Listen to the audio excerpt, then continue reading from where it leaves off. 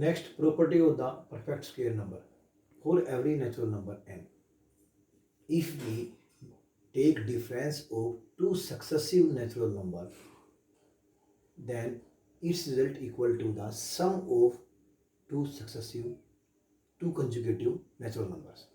For example, suppose we want to find out the difference between 12 square minus 11 square. So there is no need to calculate whole calculation for this.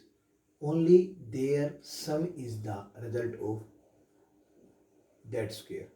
Means अगर 12 square और 11 square का अगर हम difference निकालें तो इसको पूरा हल करने की जरूरत नहीं है, सीधा 12 और 11 का सम कर दो, वही उसका आंसर होगा. ठीक है.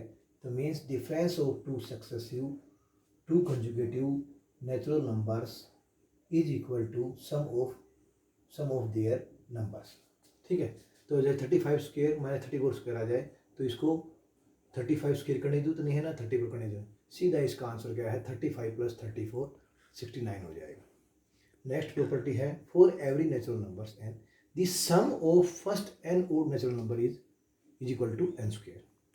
मीन्स अगर सपोज करो हम 4 का स्क्वायर करते हैं तो 4 का स्क्वायर करते हैं तो हम फर्स्ट 4 ओड नंबर को अगर ऐड करेंगे तो वो उसके बराबर ही आएगा. जैसे 4 का स्क्वायर 16, फर्स्ट 4 ओड नंबर क्या होंगे 1 3 5 7, इन चारों का सम ही 4 का स्क्वायर होगा. Means the sum of first n odd natural number. Suppose करो हम मैं n natural number odd number add करूं तो ये इसका रिजल्टेंट क्या आएगा एन स्क्वायर के बराबर आएगा. ठीक है. मतलब 4 का स्क्वायर क्या 16 कब आया जब हम 4 का स्क्वायर किया तो 4 ही odd number first 4 odd number का सम करेंगे वो 16 के बराबर होगा. नेक्स्ट है if n is a perfect square then its double can never be a perfect square. N एक परफेक्ट स्क्वायर हो तो उसका डबल कभी भी परफेक्ट स्क्वायर नहीं हो सकता. जैसे 9 है, 9 किसका है 3 का परफेक्ट स्क्वायर है, पर इसका अगर 9 का डबल करेंगे 2 × 9 18, ये परफेक्ट स्क्वायर नहीं है. सिमिलरली 36 है, 36 किसका परफेक्ट स्क्वायर है 6 का परफेक्ट स्क्वायर है.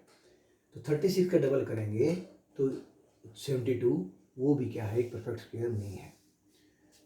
प्रॉपर्टी नंबर लास्ट नहीं है ये क्या है, ये याद रखने वाली बात है कि largest and smallest perfect square that use all the digit from 0 to 9. सबसे बड़ा परफेक्ट स्क्वायर नंबर और सबसे छोटा परफेक्ट स्क्वायर नंबर जिसमें 0 से लेके 9 तक सभी डिजिट प्रेजेंट हैं, किसका स्क्वायर है वो. एक है 99,066 का स्क्वायर जिसमें 0 से लेके 9 तक डिजिट है. 0 1 2 3 4 5 6 7 8 9. Similarly smallest perfect square which contain all the digit from 0 to 9 is 32,043. इसका स्क्वायर करेंगे तो इसमें भी क्या है 1 से लेके 9 तक सारे डिजिट होंगे. 1 0 2 3 4 5 6 7 8 और 9. ठीक है. अब आते हैं हम क्वेश्चन के ऊपर. ये हमारी सारी प्रॉपर्टी खत्म हो गई है. अब नेक्स्ट करेंगे हम क्वेश्चन. कल मैंने समझाया था by prime factorization method find which of the following are perfect square और नॉट. तो इसमें क्वेश्चन मैंने लिखे हैं ए 51,984 343 2,592.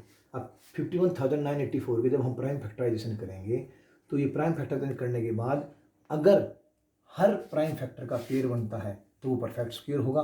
अगर एक कोई भी नंबर बच जाता है जिसका पेयर नहीं बनता प्राइम फैक्टर का तो वो नंबर प्राइम फैक्टर वो नंबर क्या है परफेक्ट स्क्वायर नहीं होगा. जैसे इसमें है हमने 51,984 का प्राइम फैक्टराइजेशन किया तो ये क्या है 3 × 3 × 2 × 2 × 2 × 2 × 19 × 19. तो इधर क्या है 3 का भी पेयर बन गया प्राइम फैक्टर 3 का भी, 2 का भी पेयर बना, अगले 2 का ही बन गया, इसका बन गया. तो इनमें सभी के हैं जो प्राइम फैक्टर जितने भी हैं उनके सबके पेयर बने हैं. तो हम कह सकते हैं कि 51,984 इज ए परफेक्ट स्क्वायर.